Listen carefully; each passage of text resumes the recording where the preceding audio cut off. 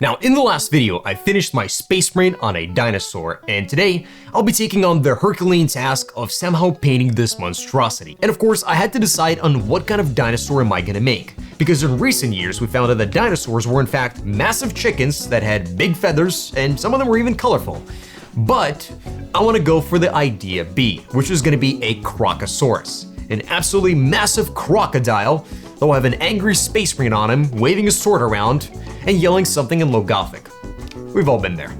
Now, for some insane reason, I decided to not use an airbrush, instead relying on the secret weapon that is acrylic gouache. It's a special type of paint that you're essentially able to use it a little bit longer than a regular acrylic paint, and my idea is to work very wet and try to combine all the different paints on my miniature and on the base, rather than pre-mixing it and trying to create smooth blends. Now, I've previously never tried wet blending on such a massive surface, but I knew that it was going to be a lot of fun. I made sure to use a very generous amount of water and then proceeded to add my acrylic gouache paint.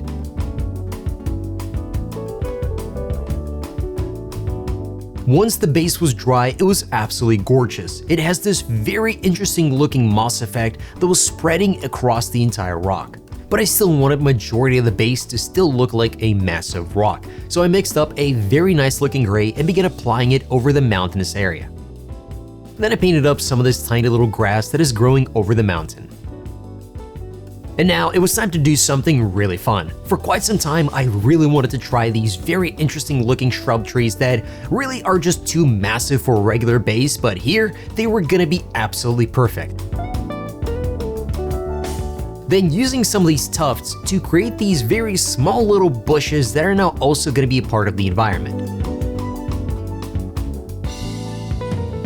As I was really enjoying these trees, I thought it'd be really cool to do a bit of storytelling and create this fallen tree that perhaps a dinosaur was being chased by some predator and knocked it over as it was running by. Now, this will be a massive crocodile, not a feathered raptor. So to have this very green swampy feel, I repeated the exact same steps as I did previously, trying a few different things with the highlights.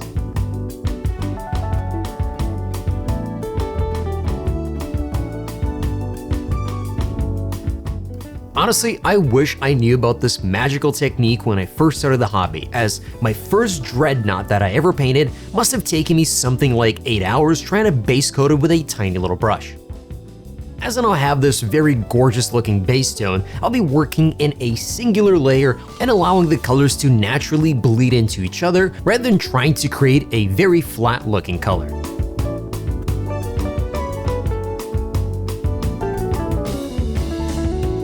I already thought the scales were looking fantastic, but I wanted to punch the highlights even further. I mixed in a little bit of ochre into my previous green and began applying it in an L-shaped pattern. And for the larger scales, I also did a little of a dot in the middle where there was a little bit of a protrusion. Now, despite my various highlights, the scales still did not pop as much as I wanted them to, so I thought I'd do a little bit of panel lining. In some areas, I did go over the scales, but in others, there was honestly nothing there and it was just a very flat looking area. This is technically a slightly older model, so we are giving it a helping hand. And when you compare it to an area where it didn't do the panel lining, honestly, it was absolutely worth it. Then I added an additional highlight by providing a bit of ivory into my previous color and adding a tiny dot to the corner of the scale.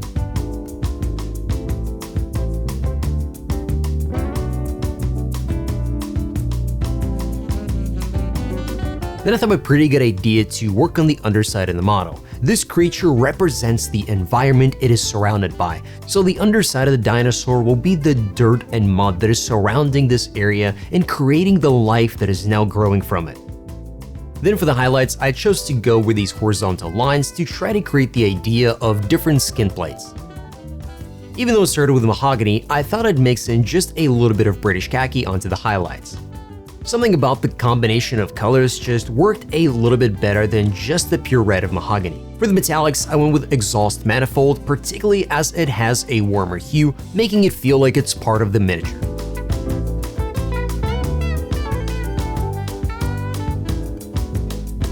Then I got started on the scar tissue, however, I wasn't really sure about this.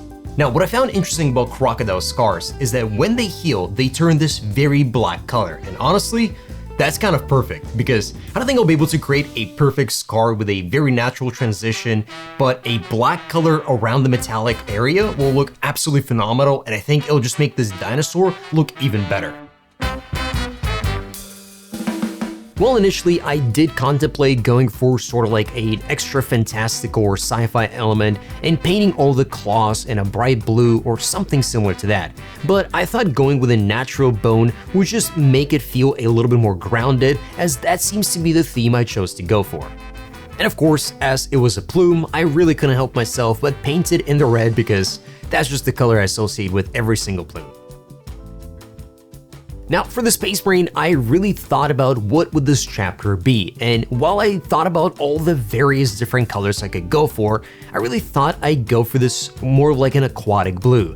Well, initially I thought, what if it's a chapter that has an absolutely horrifying looking hive world that extends all the way into the clouds, but I thought, what if it could be something else instead? What if it's not going up into the skies and into the clouds, but down into the deep? And not just the deep of the ground, but the deep of the ocean.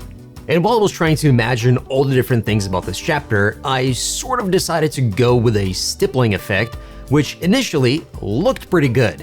However, as I got closer to my highlights, I sort of began to question it, particularly because there was something wrong about the color. It really didn't feel aquatic enough, and honestly, it just didn't really feel like what I wanted it to be. So I had to figure out a way on how I can recover it.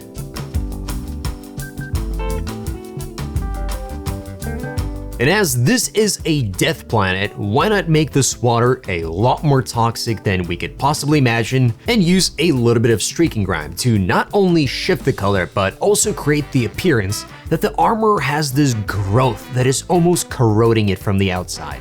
At this point, it's been a year since I used a bit of streaking grime, so I wasn't really confident in using it here, especially as I really didn't want to ruin the miniature, so I went as slowly as I possibly could. I also ended up not using the odorless thinner as I realized that the color shift was absolutely perfect, so I didn't want to remove all the streaking grime. In fact, I really wanted to have this very thin layer that would go across the entire miniature, providing it with this very nice green hue that I wanted from the start. To my surprise, it's been almost exactly 3 years since I bought my paintbrushes, so I thought it'd be a good idea to actually upgrade them, and this would be the perfect miniature to do it on. And I was honestly kind of blown away by how much of a sharper tip this has, and honestly just how much easier it was to paint with a good paintbrush. I think after 3 years, it just sort of, got lost on me that I was using such an old brush with such a worn out tip that when I began painting with this, it was an absolute blast. And despite thinking initially that I'll just go with a metallic sword, I honestly kind of felt confident that I could make a really nice lightning sword, so I decided to go with that instead. I did manage to create this, very perfect hairline size line that was now coming across the sword as if the lightning is now flying upwards, but I did choose to expand it a little bit towards the top to make it seem like it's a bit more concentrated there, and it's just now generating this very powerful tip as the lightning is almost getting ready to shoot out from it. And with the final step, the miniature was finally done. Thank you for watching, I hope you enjoyed this, and let's see the final result.